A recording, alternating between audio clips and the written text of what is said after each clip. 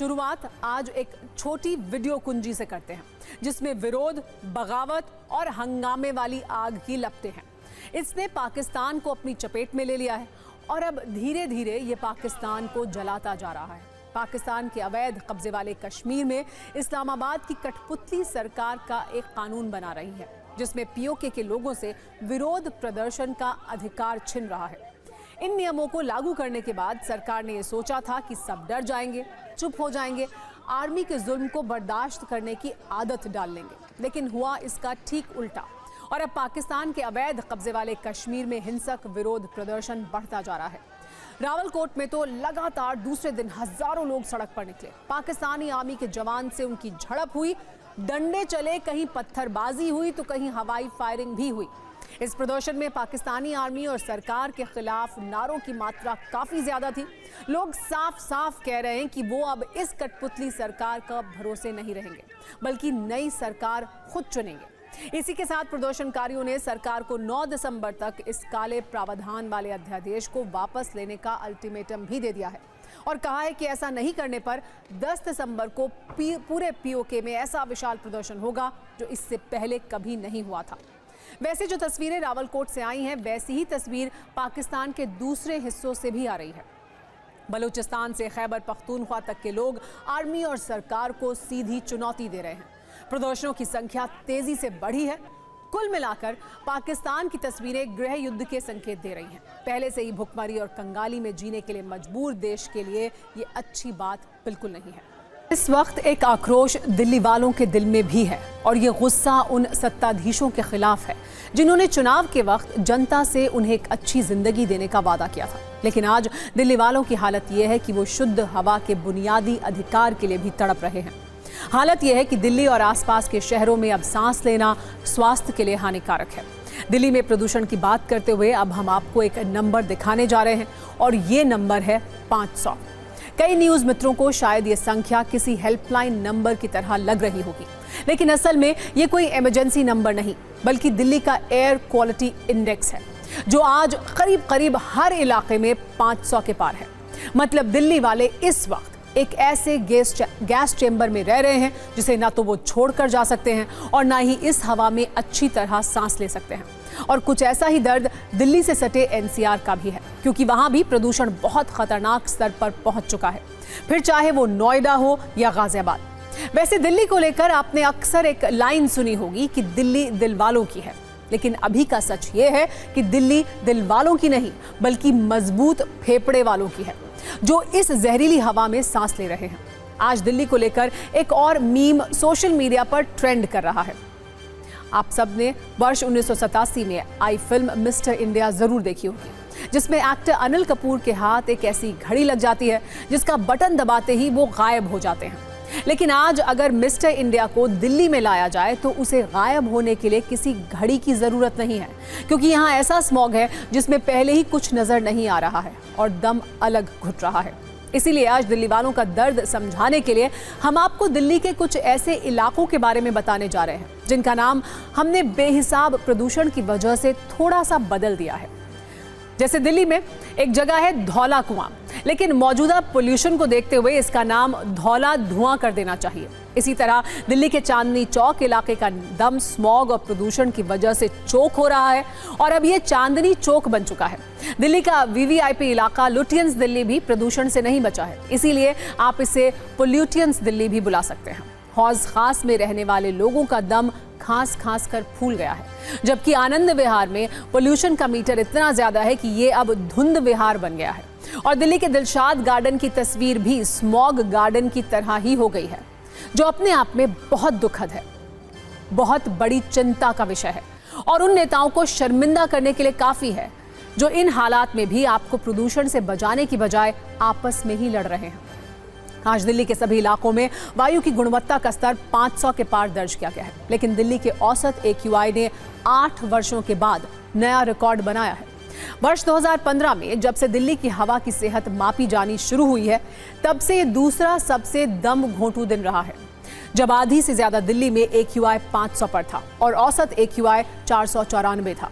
दिल्ली में इससे पहले 6 नवंबर 2016 को 497 AQI दर्ज किया गया था। यानी दिल्ली में प्रदूषण रोज नए नए रिकॉर्ड बना रहा है और सिस्टम को, सरकार को और प्रदूषण से जुड़ी एजेंसियों को मुंह चिढ़ा रहा है।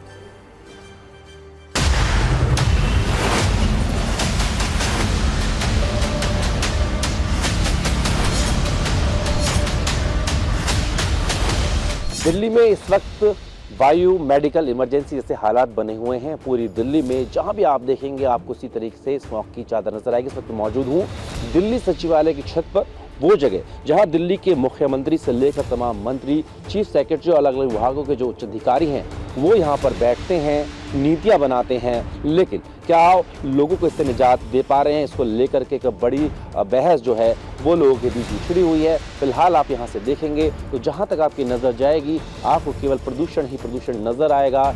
इसकी वजह यह है कि पिछले 3 दिन से अगर हम देखें तो दिल्ली को एक स्मॉग की चादर ने ढक लिया है।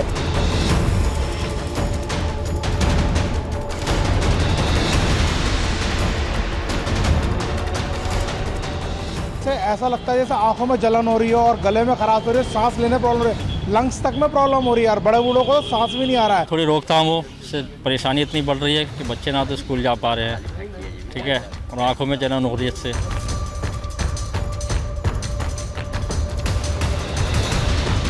दिल्ली का एयर क्वालिटी इंडेक्स दिन पर दिन बढ़ता जा रहा है और मैं इस वक्त हूँ अक्षरधाम पर और यहाँ से मैं आपको तस्वीरें दिखाऊंगी सबसे पहले कि अक्षरधाम पर किस तरह की धुंध छाई हुई है। तो वो अगर आप तस्वीरों में साफ साफ देखेंगे तो लगेगा कि कितनी मोटी चादर है दिल्ली के चारों तरफ एक धुंध की, जिसने अक्षरधाम को घेरा हुआ है। भी घूमने के लिए बहुत तकलीफ हो रही है यहाँ पे, बहुत सारा पोल्यूशन दिख रहा है, खांसी की बहुत सारी तकलीफें यहाँ पे अभी दिखाई दे रही। अगर आप 49 सिगरेट्स पीएंगे तो उसके इक्वल है दिल्ली की एयर ब्रीथ करना एक दिन में। तो अगर ऐसा ही चलता रहेगा तो हेल्थ खराब हो जाएंगी।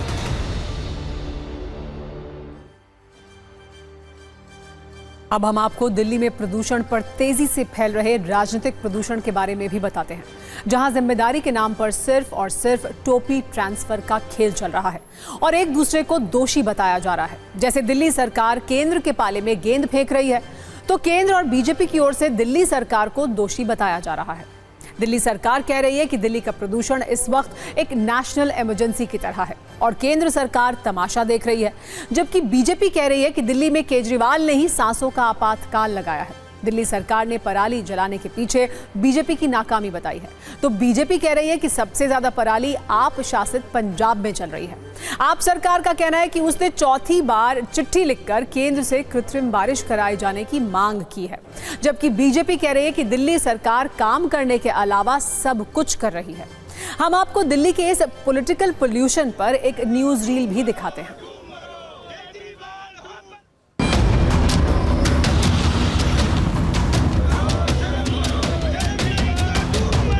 दिल्ली में प्रदूषण के हालात दिन ब दिन बद से बदतर होते जा रहे हैं। लोगों का सांस लेना मुश्किल होता जा रहा है। यहाँ पे आप देख सकते हैं केंद्रीय मंत्री हर्ष मल्होत्रा, दिल्ली बीजेपी अध्यक्ष वीरेंद्र सचदेवा समेत तमाम नेता और कार्यकर्ता यहाँ पहुंचे हैं और यहाँ प्रदूषण को लेकर जो आम आदमी पार्टी की सरकार है उस पर पार्टी हमला बोल रही है।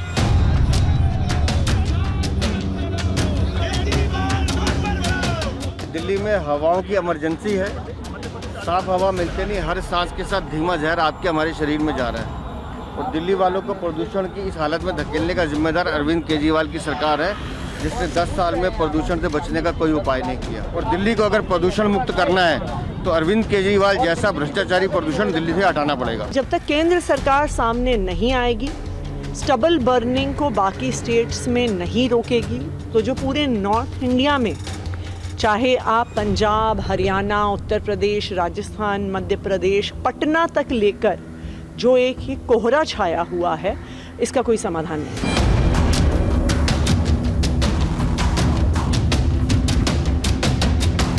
हमारे देश में इस समय भारतीय जनता पार्टी की सरकार ऐसे सो रही है जिससे कि वो इस देश की सरकार हो ही नहीं। आर्टिफिशियल रेन के लिए, कृत्रिम बारिश के लिए हमने अगस्त से केंद्र सरकार से निवेदन शुरू किया। आधा देश आपका इंतजार कर रहा है। अब कब तक आपकी सरकार सोती रहेगी? केजरीवाल साहब ने विधानसभा में कहा कि मैं दिल्ली का मालिक हूँ। वो दिल्ली के मालिक हैं तो अपनी प्रजा का ध्यान करें। दिल्ली में 10 साल से इनकी सरकार है, इनको काम करना चाहिए था, नहीं किया। केंद्र की सरकार ने किया है जो अपना काम करना चाहिए था। इसकी जिम्मेदारी 100% जिम्मेदारी केजरीवाल साहब की, आम आदमी पार्टी की, सरकार की है। दिल्ली सरकार ने केंद्रीय पर्यावरण मंत्री को फिर लेटर लिखा है और कृत्रिम बारिश से प्रदूषण कम करने की मांग की है। लेकिन आपके मन में ये सवाल होगा कि ये कृत्रिम बारिश क्या होती है और दिल्ली में कैसे कराई जाएगी, तो वो भी आइए समझ लेते हैं।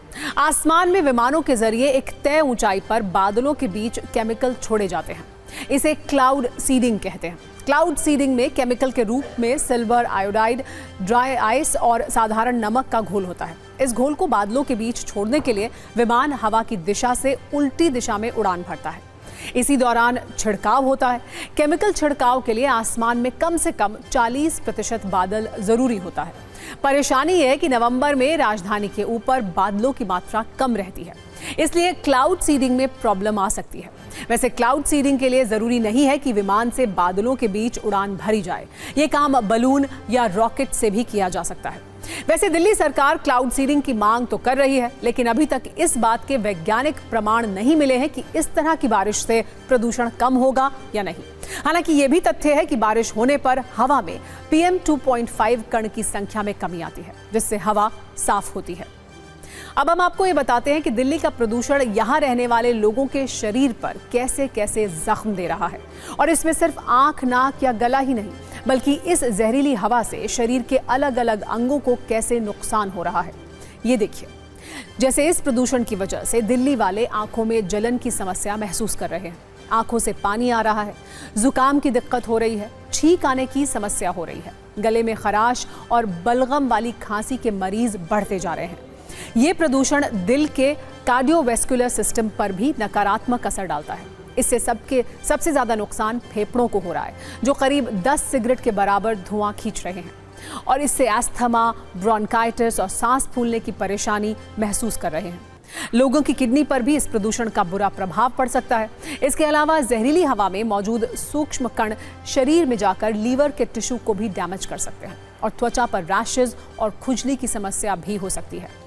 आपके मन में एक प्रश्न ये भी होगा कि आखिर दिल्ली की हवा इतनी जहरीली कैसे बन जाती है? तो इसके पीछे है एक ऐसा कॉकटेल जो लोगों को बीमार नहीं बल्कि बहुत बीमार बना रहा है। इसमें पहला नाम है कार्बन मोनोऑक्साइड, जो कार्बन वाले ईंधन के जलने पर निकलती है और फेफड़े, त्वचा और नर्वस सिस्टम पर असर डालती है।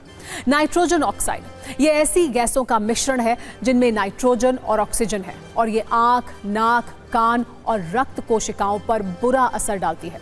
इसी तरह सल्फर डाइऑक्साइड तेल या कोयला जलने पर निकलती है और इससे खांसी की दिक्कत हो सकती है, सांस फूल सकती है। दिल्ली के पोल्यूशन का असर दिल्ली वालों पर कैसा हो रहा है, इस पर हमने हेल्थ एक्सपर्ट से बातचीत करके एक रील बनाई है।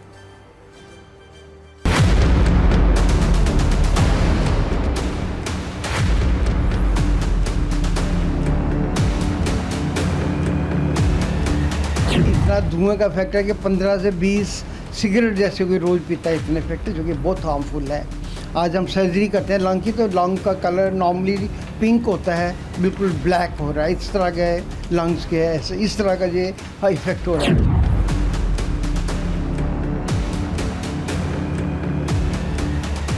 हर तरह की बीमारी, और लोग ऑलरेडी बीमार हैं, जैसे किसी को कैंसर है। कैंसर में ऑलरेडी लंग जो होता है वो अपनी फुल कैपेसिटी से भी ज़्यादा काम कर रहा है, ऑक्सीजन लेवल कम होगा और लंग जिसकी वजह से रेस्पिरेटरी फेलियर जिसको कहते हैं, पेशेंट बहुत सारे लोग हैं जो नमूनिया में शिकायत हो जाती है। नमूनिया के साथ फिर उसमें और भी ऑक्सीजन लेवल कम होता है, हॉस्पिटलाइजेशन होना पड़ता है।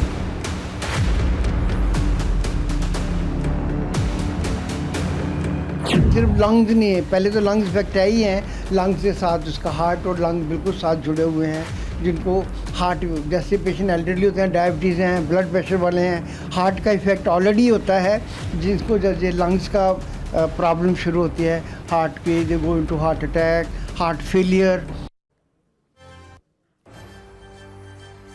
वैसे आपने अक्सर कई हेल्थ एक्सपर्ट्स को ये कहते हुए सुना होगा कि ऐसे प्रदूषण में एयर प्यूरिफायर का इस्तेमाल करना चाहिए, लेकिन क्या ये एयर प्यूरिफायर आपको प्रदूषण से बचाने की गारंटी है?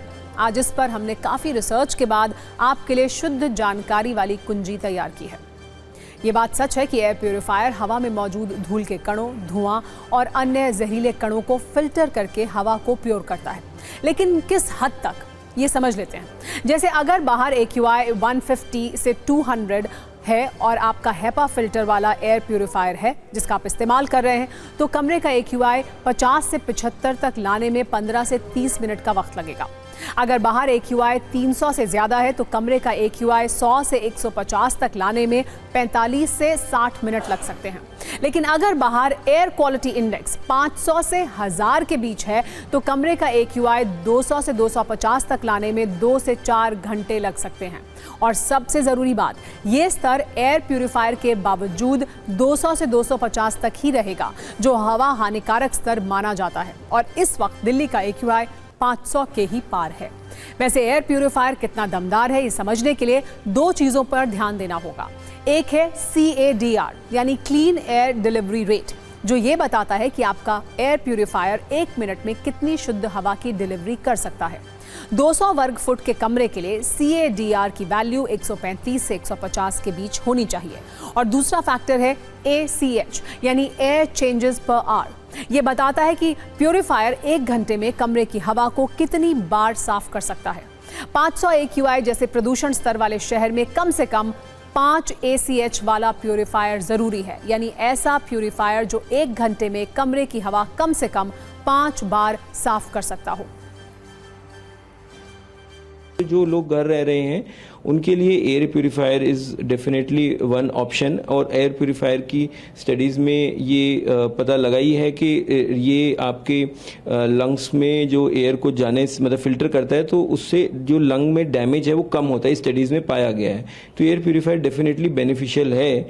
अब ये लॉन्ग टर्म कितना बेनिफिट है इसके ऊपर स्टडीज़ अभी भी पेंडिंग है, और हेल्दी लोगों के लिए कितना बेनिफिट है। क्या चुनाव में पैसों के छिड़काव से वोटों की फसल तेजी से बढ़ती है? ये सवाल इसलिए क्योंकि महाराष्ट्र और झारखंड में वोटिंग से ठीक 1 दिन पहले नोटों की हरी गड्डियां लहराने की तस्वीर आ रही है। आरोप लग रहे हैं कि वोटरों को खरीदने के लिए लाखों नहीं करोड़ों रुपए बांटे जा रहे हैं, यानी वोट खरीदे जा रहे हैं। और किसे कितना पैसा दिया गया इसकी डायरी एंट्री दिखाई जा रही है। और ये सब करने का आरोप बीजेपी के राष्ट्रीय महासचिव विनोद तावड़े पर लगा है। इस पर आज हमने सत्ता की एक विशेष कुंजी तैयार की है, जिसमें आपको बताएंगे कि कैसे कैश कांड वाले बवाल पर महाराष्ट्र की पूरी राजनीति आज लाल है। पैसे के हिसाब किताब वाली एक और कुंजी होगी, जिसमें नेताजी को रुपयों से तौल दिया गया है। लेकिन ये किया किसने, ये जानकर आप थोड़े चकित होंगे।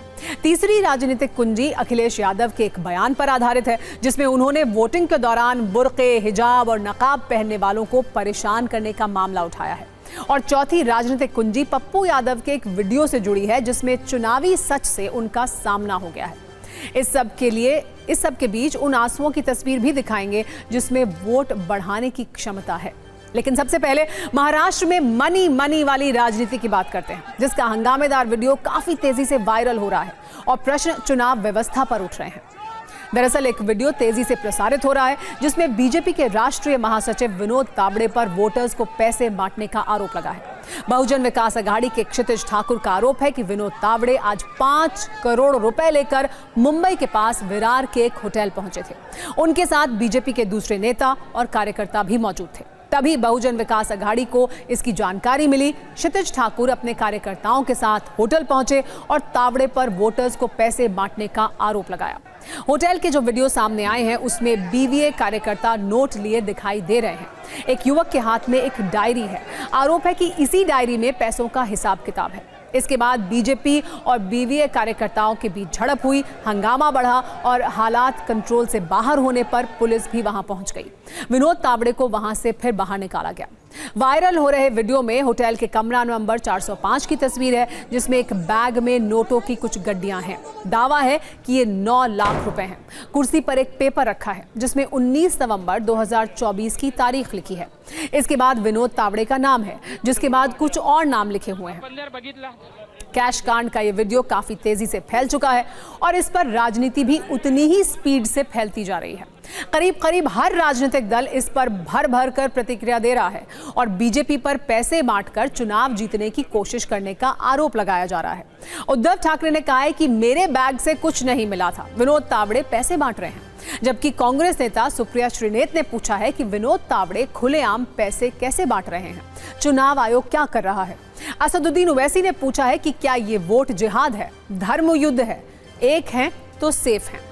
शिवसेना यूबीटी के संजय राउत ने कहा है कि बीजेपी का खेल खत्म हो गया है, जबकि समाजवादी पार्टी के अबू आजमी ने दावा किया है कि बीजेपी के लोग खुलेआम पैसे बांट रहे हैं। हालांकि विनोद तावड़े की सफाई भी आई है। उनका कहना है कि पुलिस और चुनाव आयोग सीसीटीवी की जांच करे, सच सबको पता है। कुल मिलाकर प्रचार के बाद खत्म हुई राजनीतिक गर्मी को नोटों की गड्डियों वाले इस वीडियो ने बहुत ज्यादा बढ़ा दिया है और विनोद तावड़े की मुश्किलें भी बढ़ गई हैं। चुनाव आयोग ने विनोद तावड़े के खिलाफ एफआईआर दर्ज करा दी है। अब इस पूरे मामले की विस्तार से जांच होगी, शायद तब तक चुनाव खत्म भी हो जाएगा। नालासोपारा विधानसभा चुनाव क्षेत्र में कार्यकर्ताओं की बैठक चल रही थी। वहां पर चुनाव के दिन की जो आचार संहिता होती है कि जो वोटिंग मशीन है उस पर सील कैसे लगना है, सील आखिर में कैसे होना है, ऑब्जेक्शन अगर लेना है तो क्या करना होता है, ऐसी जो हम 12 बातें बताते हैं वो बताने के लिए मैं पहुंच जाता हूँ। सामने वाला जो पार्टी हमारे मित्र पक्ष है, इधर अप्पा ठाकुर जी है या क्षिति है, उनके कार्यकर्ताओं को लगा के हम पैसे बांट रहे हैं। तो चुनाव आयोग उसकी इंक्वायरी करे, पुलिस इंक्वायरी करे, सीसीटीवी फुटेज ले ले, तो जो वास्तव है वो सबको पता है और फिर भी चुनाव आयोग ने निष्पक्ष इंक्वायरी करनी चाहिए, ऐसा मेरा भी आग्रह है। हालांकि अब ये मामला महाराष्ट्र से निकलकर राष्ट्रीय राजनीतिक सर्कल में चर्चा, आरोप और जवाब का विषय बन गया है। कांग्रेस नेता राहुल गांधी ने पीएम मोदी से पूछा है कि 5 करोड़ किसकी सेफ से निकला है, जनता का पैसा लूटकर आपको किसके टेम्पो में भेजा गया। जबकि कांग्रेस अध्यक्ष मल्लिकार्जुन खड़गे ने कहा है कि मोदी जी महाराष्ट्र को मनी पावर और मसल पावर से सेफ बनाना चाहते हैं। विनोद तावड़े ने राहुल गांधी को जवाब दिया है। उन्होंने सोशल मीडिया पर लिखा है कि राहुल जी आप स्वयं नालासोपारा आएं, होटल का सीसीटीवी फुटेज देखें, वहां हुई निर्वाचन आयोग की पूरी कार्रवाई देखें और ये साबित करें कि इस प्रकार पैसा आया। बिना किसी जानकारी के इस प्रकार का वक्तव्य बचपना नहीं तो और क्या है।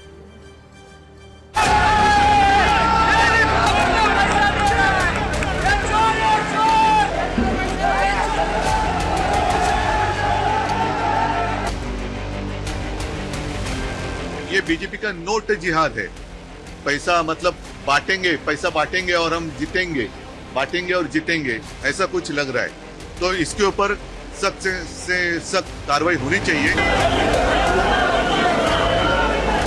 आता तर कदाचित भारतीय जनता पार्टी पॅनिक मध्ये असेल, त्यांचं सरकार येत नाही असं त्यांना दिसतंय आता, त्याच्यामुळे येईल सही, पण ही भारतीय जनता पार्टीचे योग नाही। आणि मी खरंच सांगते विनोद तावडेंकडून मला ही अपेक्षा नव्हती कि अपनी पराजय को अवश्यंभावी जानकर अब खिसियाहट और बौखलाहट में, यानी इसे कहा जाए कि हताशा और निराशा में महाविकास अघाड़ी विक्षिप्तता की सीमा तक पहुंच गई है। बांटेंगे, पैसा बांटेंगे तो जीतेंगे ना। हाँ, बांटेंगे तो कटेंगे नहीं। भाजपा वाले पैसा बांटेंगे तो ही जीतेंगे, लेकिन बांटने वालों को पकड़ दो, और भी राष्ट्रीय महासचिव। विरोधकांनी एक फिल्म तयार केली, विरोधकांनी मीडिया मॅनेजमेंट केलं आणि विनोद तावडेजींना षडयंत्रपूर्वक गोवण्यात आलं। खरं तर विनोद तावडे राष्ट्रीय महासचिव आहे। राष्ट्रीय महासचिव पदावर असलेला व्यक्ती असे पैसे वाटप करतील का, याचाही विचार केला पाहिजे। बीजेपी नोट जिहाद कर रही है। नोटों के भरोसे लोगों को खरीदकर, लोकतंत्र को खरीदकर चुनाव में जीतना चाहती है। ये भी सवाल यहाँ पे खड़ा हो गया है। आज वो कितना भी सफाई दे कि मैं पैसे बांटने नहीं, मैं चिट्ठियाँ बांटने आया था, तो ये तो कोई बात, इस बात को तो कोई मान्य नहीं करेगा। चुनाव उनके हाथ में से निकल जा रहा है, इसलिए लास्ट मोमेंट में इसी तरह का ड्रामा करना, महायुति की प्रतिमा मलिन करना, हमारे नेता की प्रतिमा मलिन करना, ये उनका दाव है। Some seizure is also made. Then by police machinery, the process of registering the FIR under relevant act is in progress, and everything is under control.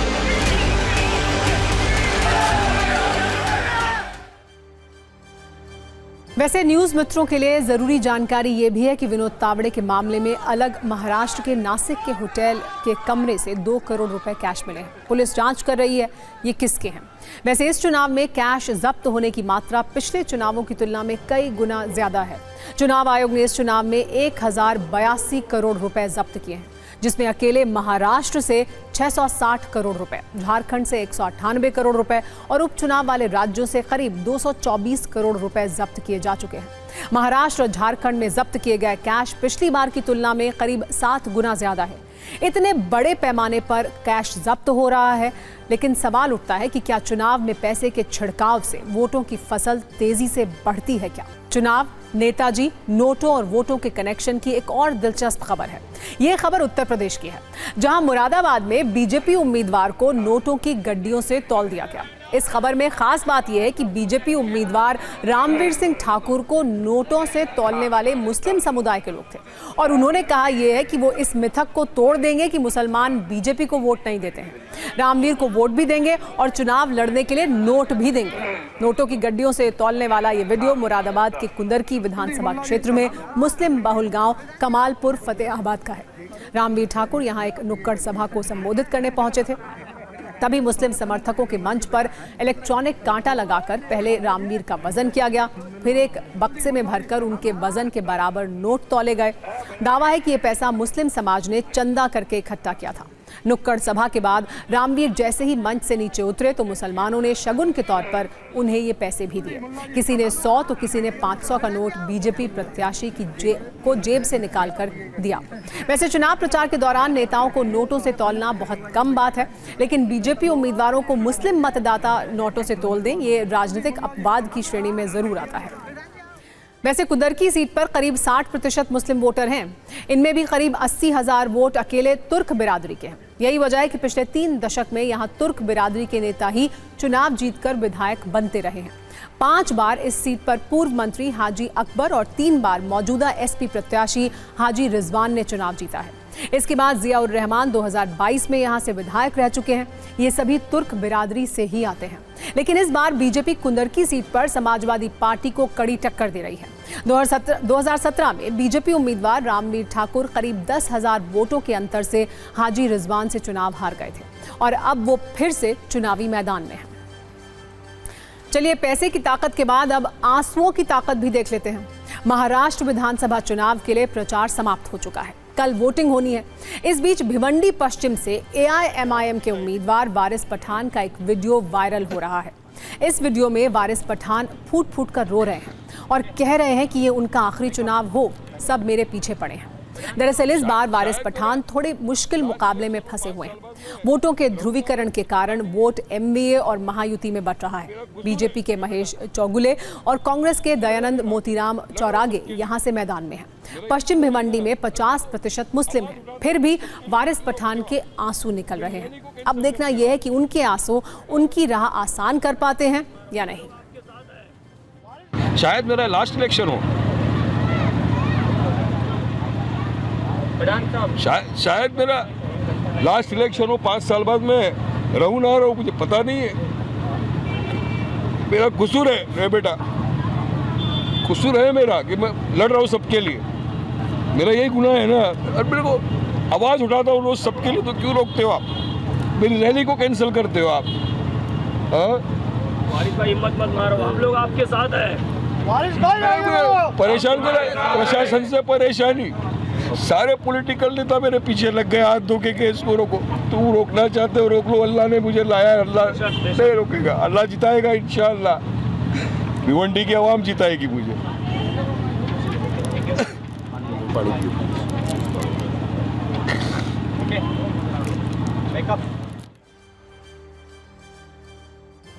तो ये वारिस पठान हैं जो रो रहे हैं। फिलहाल वोटों हूटर बच चुका है, यानी सत्ता में आज का वक्त खत्म हो गया है। कल शाम 7 बजे आपसे फिर मुलाकात होगी। तब तक सभी न्यूज़ मित्रों से हमारी गुजारिश है कि वो सत्ता की न्यूज़ रील्स को ज़्यादा से ज़्यादा शेयर करें और मुझे दें इजाज़त।